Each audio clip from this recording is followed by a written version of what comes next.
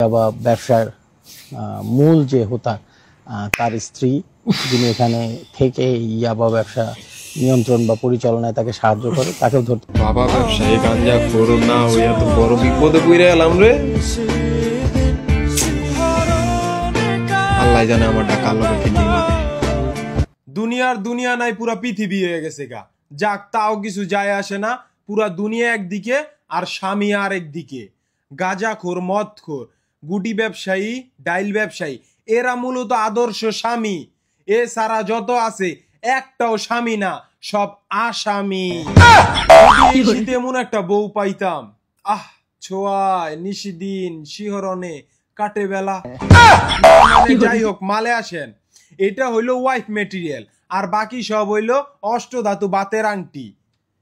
বউ ব্যবসা, বিউ ব্যবসা, বউয়ের লিঙ্ক ব্যবসা, পর্নোগ্রাফির ব্যবসা, এর থিকা বউরে দেয়া গুটি ব্যবসা করা ভালো। ধরা খাইলে অন্তত জেলে যাইব, বউয়ের লিঙ্ক তো পাইবো না। ওর থিকা কি কম ভাই? দেখেন তো, এইটা হচ্ছে পাকিস্তানি হানিয়া আর আমাদের কাওরান বাজারের দুনিয়া। আরে হালার পোহালা, এমন সুন্দর বউ থাকলে যে কেউ রিস্কা চালায় হইলেও খাওয়াইব। আমার হইলে কইতাম, আগার তুচকো কুছ হুয়া সারি দুনিয়া কো জ্বালা দুঙ্গা, আগ লাগা দুঙ্গা।